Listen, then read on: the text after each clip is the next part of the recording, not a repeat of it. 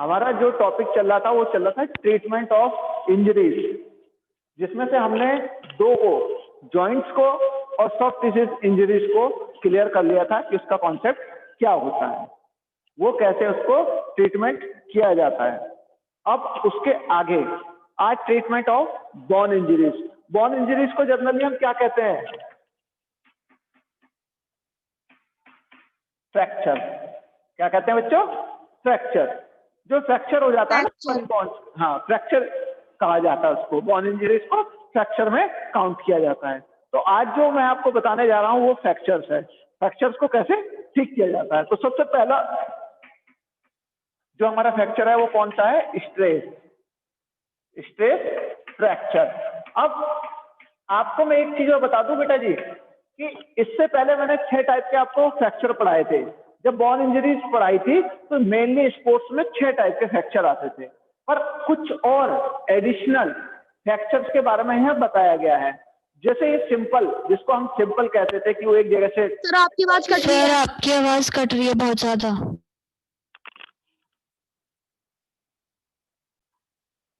Stress, generally हम stress को क्या कहते हैं? तनाव।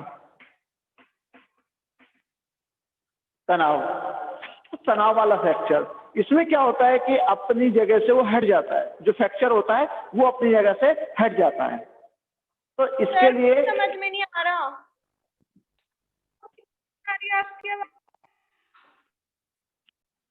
तो सबसे पहले आता है स्ट्रेस फ्रैक्चर, जिसको हम तनाव भी कहते हैं। इसमें क्या होता है कि हमारी जो बोन्स होती है वो एक जगह से रिप्लेस हो जाती है, एक जगह से हट जाती है। रिप्लेस नहीं होती है, वो हट जाती है एक जगह से। तो उसमें हल्का सा तनाव रहता है। हमारी जो स्किन रहती है, बॉडी रहती है, उसके अंदर एक तनाव आ जाता है। हम बड़ा अजीब सा महसूस करते हैं। तो इसको सही करने के लिए क्या किया जाता है? सबसे पहले आइस को, इसको सबसे पहले क्या करते हैं कि 24 से 48 घंटे के बीच हम इसको अप्लाई करते हैं। आइस को अप्लाई करते हैं। अगर पेन ज्यादा है तो कुछ पेन किलर दी जाती हैं। इसमें बहुत छोटा सा होता है बेटा, बहुत छोटे टाइप में फ्रैक्चर होता है। जैसे है तो वो थोड़ी सी हट जाती है अपनी जगह से, ठीक है, बोन्स थोड़ी सी अपनी जगह से हट जाती है, ठीक है। और अगर ज्यादा पेन है तो क्या कहते हैं? If there is any need of immobilization of the effect areas, use a string। अगर वहां पे इमोबिलाइजेशन हो रहा है, चलने फिरने में तकलीफ हो रही है, तो उसको थोड़ी देर के लिए बंद कर दीजिए बेटा।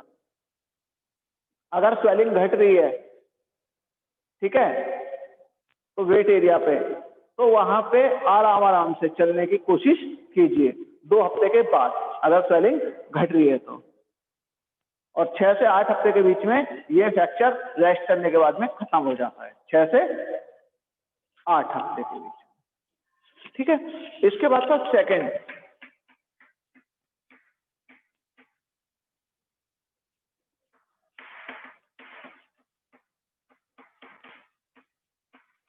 Grain stick fracture.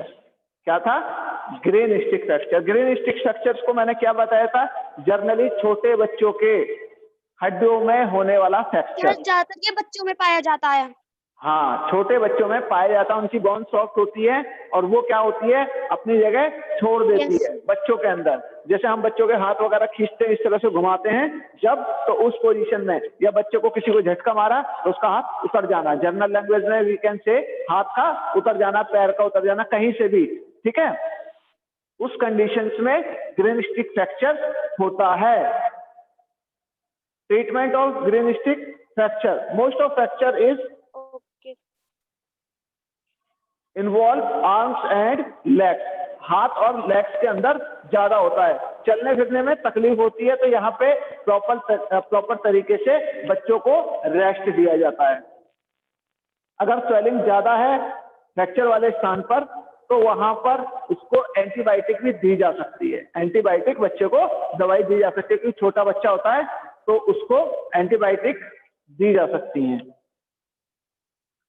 अगर पेन बहुत ज्यादा है तो डॉक्टर से कंसल्ट करा जाएगा, ठीक है।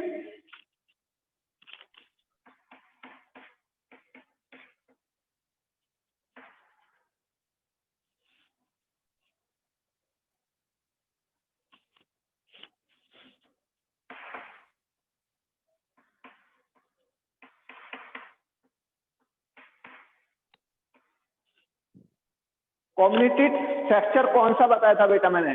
कम्युनिटेड फ्रैक्चर बताया था कि जब हड्डी टूटकर 3 से 4 पार्ट में डिवाइड हो जाती है, 3 और मोर देन 3 पार्ट में जब वो ब्रेक हो जाती है, ठीक है। कम्युनिटेड होता है कि जब हड्डी 3 या 4 पार्ट में टूट जाती है, ब्रेक हो जाती है, उस कंडीशंस में। तो उस कंडीशंस में क्या करते हैं हम? उस कंडीशंस में बेटा जी सबसे पहले डॉक्टर से कंसल्ट हुआ, जैसे थोड़ा बहुत हमने ट्रीटमेंट आइस वगैरह दे दी, उसके बाद हमारा जो कंसल्ट होगा वो डॉक्टर से होगा। इस तरह के फ्रैक्चर्स में 4 से 6 महीने तक लग जाते हैं, कभी कभी रिकवरी होने में 3 से 4 महीने भी लग जाते हैं बेटा। इसमें क्या होता है कि जो टूटा हुआ पार्ट होता है उसको, फ्रैक्चर्स को फिर किसी पैड के सहारे बांधा जाता है, ठीक है। प्लास्टर जिसे कहते हैं, प्लास्टर चढ़ा दिया जाता है पैरों पे, प्लास्टर वगैरह कर दिया जाता है इस तरह के फ्रैक्चर्स को करने के लिए।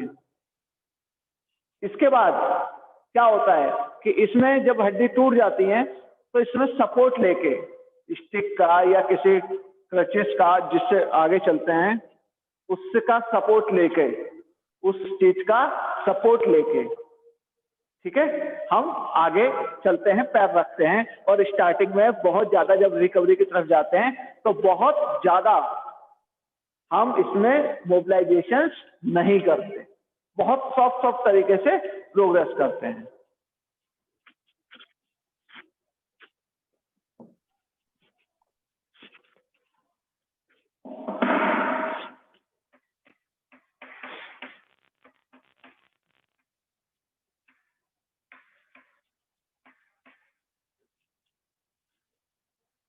Transfer fracture,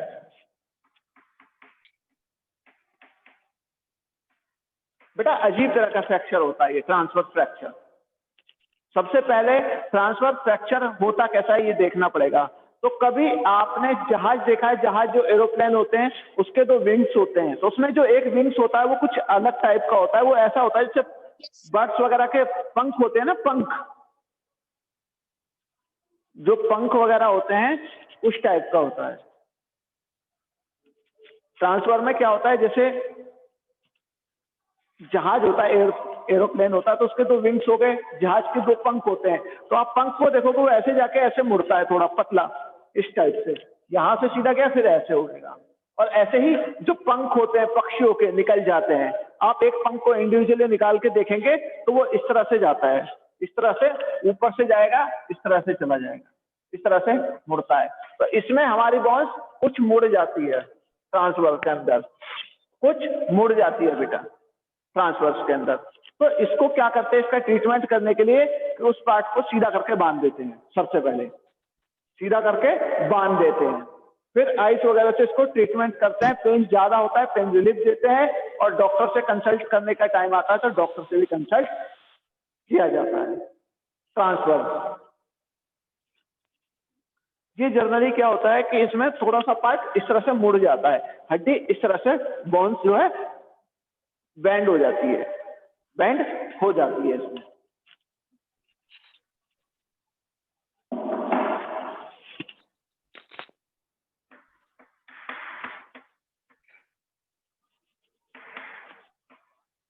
oblique fracture,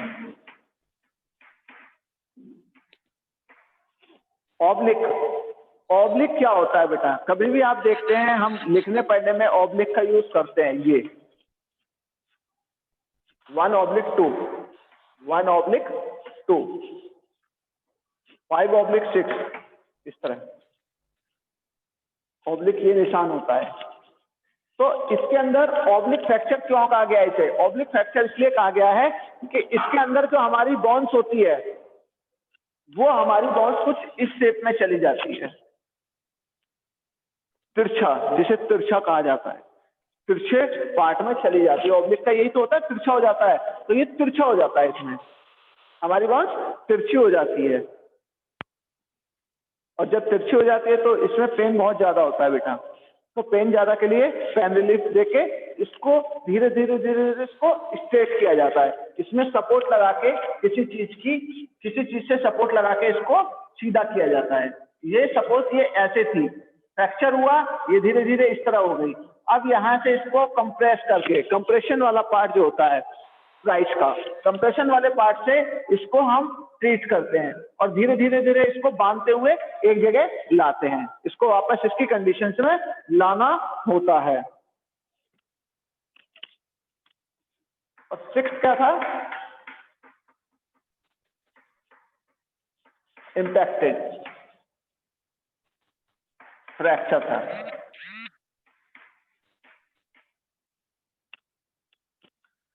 impacted fracture वो होता है बेटा जिसके अंदर मैंने बताया था कि एक बॉन्स दूसरी बॉन्स के अंदर चली जाती है, हड्डी टूटकर एक बॉन्स दूसरी बॉन्स के अंदर चली जाती है। इम्पैक्टेड फ्रैक्चर मैंने बताया था कि ये बॉन्स जो है सपोज करो टूटी और ये इसके अंदर चली गई, ठीक है, ये बॉन्स इसके अंदर चली जाती है, ठीक है, तो उसको कहते हैं इम्पैक्टेड फ्रैक्चर। तो इसमें सबसे पहले हम कैसे ट्रीटमेंट करते हैं भाई? जनरल सी बात है, ये बहुत बड़ा है, बड़ा फ्रैक्चर है, तो हम इसमें सबसे पहले कंसल्ट करते हैं डॉक्टर से।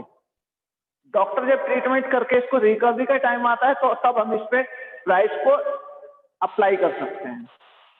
मतलब आइस जो होती है उसमें प्राइस में से आइस को हम यूज कर सकते हैं, इसके अंदर आइस को यूज कर देते हैं, आइस से इसको यूज करते हैं और इसमें बहुत टाइम लग जाता है बेटा, कम से कम 6 महीने तक का टाइम लग जाता है रिकवरी होने में। तो उसमें हम पीरियड में ज्यादा मूवमेंट नहीं करते, उस पीरियड में ज्यादा मूवमेंट नहीं करते।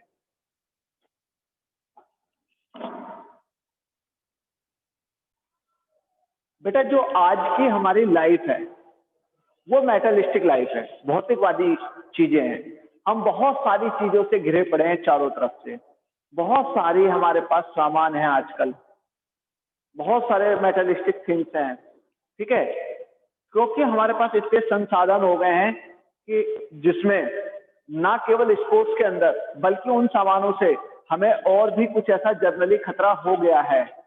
जैसे सपोज कीजिए कि कुछ नहीं है, जर्नल से फर्स्ट एड क्या होती है, फर्स्ट एड की बात करूं तो फर्स्ट एड को क्या कहा जाता है? फर्स्ट एड को जानने से पहले मैं बता दूं कि फर्स्ट एड काम क्यों होता है। तो जब हम डॉक्टर के पहुंचने से पहले उसको थोड़ा यूज कर लेते हैं उस चीज को कि उसकी जो पेशेंट है उसकी जान बच जाए, ये डॉक्टर के पहुंचने से पहले जो ट्रीटमेंट दिया जाता है उसको फर्स्ट एड कहा जाता है। तो इसको हम इस तरह भी कह सकते हैं।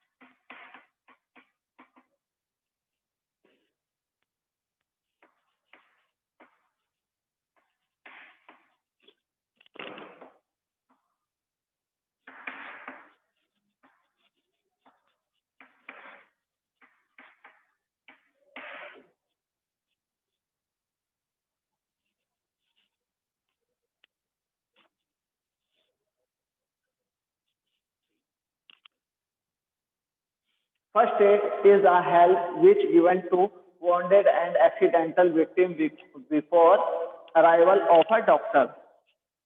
डॉक्टर के पहुंचने से पहले एक्सीडेंटल विक्टिम को, घायल को जो मदद दी जाती है वो हमारी फर्स्ट एड कही जाती है, फर्स्ट एड कहा जाता है उसको, ठीक है बेटा, उसको फर्स्ट एड कहा जाता है जो मदद डॉक्टर के पहुंचने से पहले हम पेशेंट को देते हैं, उसको फर्स्ट एड कहा गया है, ठीक है, फर्स्ट एड कह दिया। अब हमने देखा कि केवल ना स्पोर्ट्स में, जैसे स्पोर्ट्स में हमने क्या कहा, ऑपरेशन हुआ, छिल गया बहुत ज्यादा, तो उसको लेके डॉक्टर के पास नहीं जाएंगे, उसको कॉटन से वहीं साफ करके अच्छे कपड़े से, ठीक है, और उसको कुछ एंटीबायोटिक वहीं लगा देंगे ताकि वो स्पोर्ट्स में कंटिन्यू कर सके। या फिर किसी प्लेयर को गिर गया, उसको पेन हो रहा है तो पेन रिलीफर डाल दिया उसको, कम से कम वो एटलीस्ट गेम को पूरा कर सके। अगर ज्यादा इंजरी नहीं है तो उसको इतना ट्रीटमेंट दे दिया है कि वो अब का गेम पूरा कर दे। ये होता है बेटा फर्स्ट एड, कि डॉक्टर के पहुंचने से पहले डॉक्टर के पहुंचने से पहले जो हेल्प दी जाती है, ठीक है, विक्टिम को, वो हमारी फर्स्ट एड हेल्प कहलाती है। स्पोर्ट्स की बात कर रहे थे, उससे अलग ये करते हैं। आजकल देखिए रोड पे बहुत ज्यादा एक्सीडेंट होते हैं, ठीक है। कुछ एक्सीडेंट ऐसे होते हैं जहाँ खरोंच वगैरह आती है, या फिर बहुत, आप एक जर्नल सा बड़ा सा इसका एक एग्जांपल देखोगे तो जो हॉस्पिटल होते हैं छोटे मोटे, उनके पास अगर किसी की लाइफ बचाने के लिए इतना संसाधन नहीं है तो वो क्या करते हैं, उसको 1-2 इंजेक्शन ऐसा दे देते हैं कि वो जो विक्टिम है किसी बड़े अच्छे स्थान पे पहुंच जाए, उतनी देर उसकी लाइफ सेव रहे। तो ये काम होता है फर्स्ट एड का। अब ऑब्जेक्टिव और एम्स क्या होते हैं इसके? पहला है to preserve life, preserve life, life को बचाना, जीवन रक्षा करना इसका पहला काम है। तो इससे बहुत टाइम हम ऐसा कर देते हैं इसको कि जो पेशेंट होता है उसकी लाइफ बच जाती है, अच्छा अगर उसको फर्स्ट एड मिल जाए तो। सेकंड है to elevated pain and suffering, उसको निजात दे देते हैं, उसको निजात दिला देते हैं पेन से, और जो सफरिंग, उससे पीड़ा से मुक्ति देने का काम कर देते हैं। जिसे बहुत ज्यादा पेन होता रहता है उस समय, तो कुछ ऐसी मेडिसिन टैबलेट दे देते हैं जिससे उसको कुछ टाइम के लिए आराम मिल जाए। To prevent the condition from worsening, worse होने से, मतलब कंडीशन और ज्यादा खराब होने से हम उसको बचा सकते हैं, कंडीशंस और ज्यादा खराब होने से हम उसको बचा सकते हैं बेटा। नेक्स्ट है टू प्रमोट रिकवरी, रिकवरी में बहुत ज्यादा हेल्प करते हैं। ऐसा नहीं है छोटी छोटी चीजों के लिए हम डॉक्टर के पास जाएं, जब हम ठीक होने लगते हैं तो हम फर्स्ट एड की हेल्प से ही अपने आप को, अपनी जो इंजरीज होती है उसको बहुत तेजी से रिकवर कर सकते हैं। To produce early medical, procure early medical aids, उसको बहुत तेजी से हम मेडिकल की जो दवाइयां हैं उसे दे सकते हैं, कुछ ऐसी दवाइयां जिससे उसकी लाइफ बच जाए। ठीक है बेटा, तो ये आपका चैप्टर था, जो चैप्टर खत्म हो गया है।